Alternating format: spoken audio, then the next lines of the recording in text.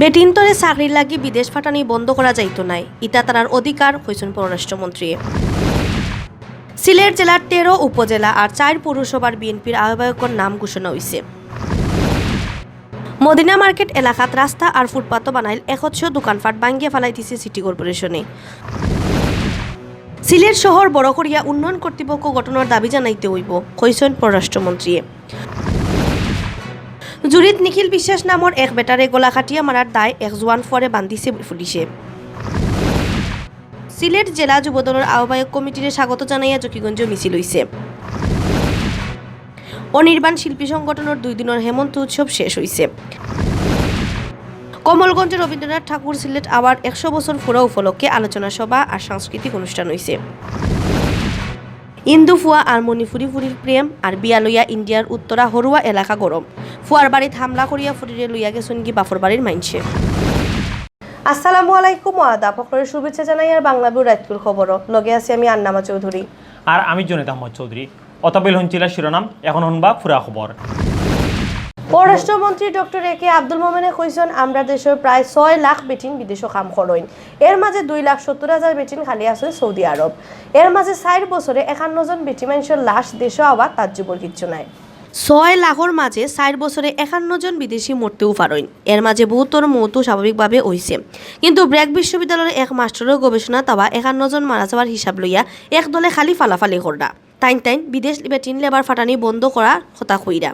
কিন্তু বেটিনতরেও তো বিদেশ গিয়া কাম করার অধিকার আছে, তারারে এই অধিকার তাকে বঞ্চিত করা যাইতো না।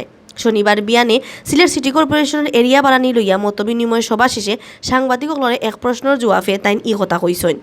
পররাষ্ট্রমন্ত্রী আরও কইছেন যে তা কামো বেটিনতর রিস্ক বেশি, দরকার হইলে ওতা কামো আর আমরা বিদেশ পাঠানি বাদ দিতাম পারি। পররাষ্ট্রমন্ত্রী আরও কইছেন যে তা কামো বেটিনতর রিস্ক বেশি, দরকার হইলে ওতা কামো আমরা বেটিন ফাটানি বাদ দিতাম পারি। প্রবাসীসকলরে আই ইনকাম বাড়ানির লাগি তারারে বিদেশ ট্রেনিং দেওয়ারও ব্যবস্থা করার পরিকল্পনা করে সরকারে। এটা নিয়ে একটা আন্দোলন হচ্ছে যে মহিলাদের বিদেশ পাঠানো বন্ধ করে দেওয়া। মহিলার যে অধিকার, বিদেশে চাকরি করার অধিকার, আমরা তো এদেশে নন ডিসক্রিমিনেশন বিশ্বাস করি। আমাদের শাসনতন্ত্রে আমরা কোনো দলকে বিশেষভাবে কি করব না, এইটা তাদের বঞ্চিত করা, সেই ক্ষেত্রে বলেছি যে এইটা আমরা করতে পারি কিনা। সিলেট জেলার 13টা উপজেলা আর 4টা পৌরসভা বিএনপির আহ্বায়কর নাম ঘোষণা করা হয়েছে। শনিবার জেলা বিএনপির আহ্বায়ক কমিটির মিটিংও আহ্বায়কসকলের নাম ঘোষণা করা হয়। নগরীর উপসর এক হোটেল ই সভা হয়েছে। উপজেলার নয়া আহ্বায়কসকল হইলা জৈন্তাপুর ABM জাকারিয়া, গোয়ানগড় আব্দুল হাকিম চৌধুরী, দক্ষিণ শর্মা সিরাজুল ইসলাম, বালাগঞ্জ আব্দুর রশিদ, কোম্পানিগঞ্জ মনাফাজি, বিশ্বনাথ গৌস খান, ওসমানীনগর ফরিদ আহমদ, গোলাপগঞ্জ আব্দুল গফুর, বিএনবাজারের অ্যাডভোকেট জুবায়ের, জকিগঞ্জ আখতার হোসেন রাজু, খানাইঘাট আব্বাস উদ্দিন, সদর উপজেলাত AKM তারেক কালাম আর ফেঞ্চিগঞ্জ ইফতেখার উদ্দিন ফেদল। পৌরসভার আহ্বায়ক হইলা গোলাপগঞ্জ হাসান আহমদ, বিয়ানীবাজার নুরুল হোসেন বাবুল, জকিগঞ্জে ইকবাল আহমদ আর খানাইঘাটে আবিদুর রহমান। সিলেট শহরের মদিনা মার্কেট এলাকাত রাস্তা আর ফুটপাথও বানাইল দোকানপাট ভাঙ্গিয়ে ফেলাই দিছে সিটি কর্পোরেশনে। মেয়র আরিফুল হক চৌধুরীর নেতৃত্বে শনিবার বিয়াল 3টা থেকে হাইঞ্জা পর্যন্ত এই অভিযান চলে। মদিনা মার্কেট এলাকাত রাস্তা আর ফুটপাথ দখল করিয়া বহুতে দোকানদারি করিয়া আইরা। সিটি কর্পোরেশনের না নিষেধ ইতা মানতা নাই তারা। শেষ পর্যন্ত শনিবার বিয়ালে বুলডোজার লইয়া অভিযানের নামে সিটি কর্পোরেশন। অভিযানের সময় বুলডোজার দিয়া 100 অবৈধ দোকানপাট ভাঙ্গিয়ে ফেলানি হয়। এই সময় মেয়র আরিফুল লগে উপস্থিত আসতা এলাকার কাউন্সিলর মখলিসুর রহমান কামরান। সিলেট শহর বড় হইলে বেশি মানুষের সেবা দেওয়া যাইব, তখন সিলেট উন্নয়ন কর্তৃপক্ষ বানানোর লাগি সরকারের কাছে দাবিও করা যাইব। শনিবার বিয়ানে সিলেট সিটি কর্পোরেশন এরিয়া বাড়ানি লইয়া জেলা প্রশাসনের মতবিনিময় সভাত পররাষ্ট্রমন্ত্রী ডক্টর একে আব্দুল মোমেনে ই কথা হইছেন। ডক্টর মোমেনে আরও কইন, সিটি কর্পোরেশনের এরিয়া বাড়লে সেবার মানও বাড়ব, ট্যাক্স আদায়ও বেশি হইব।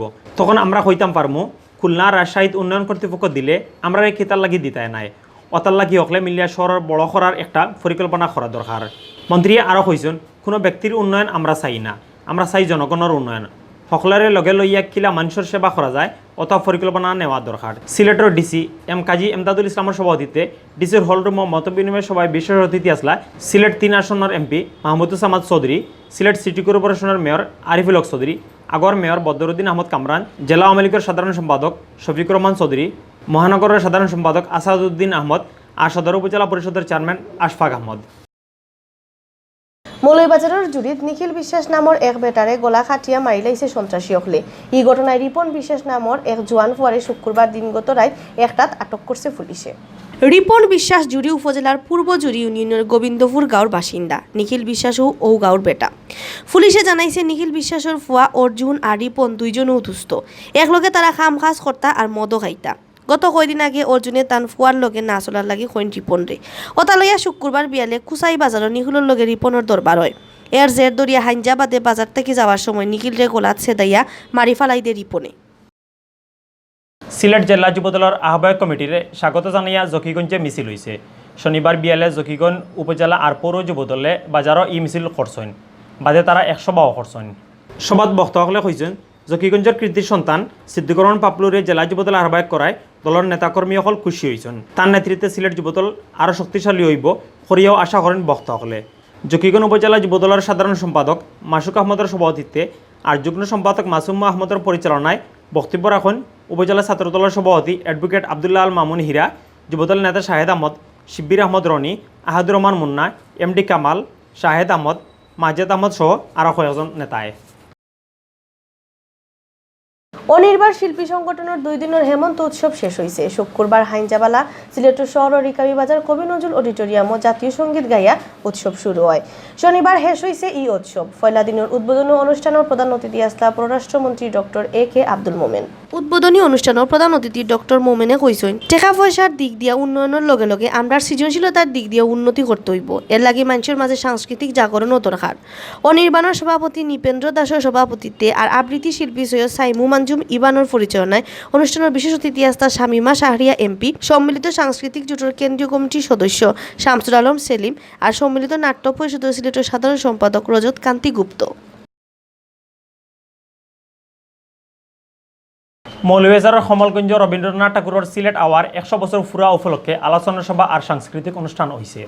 শনিবার বেল 12:30 কমলগঞ্জের আম্বিয়া কিন্ডারগার্টেন স্কুলও এই অনুষ্ঠান হয়েছে।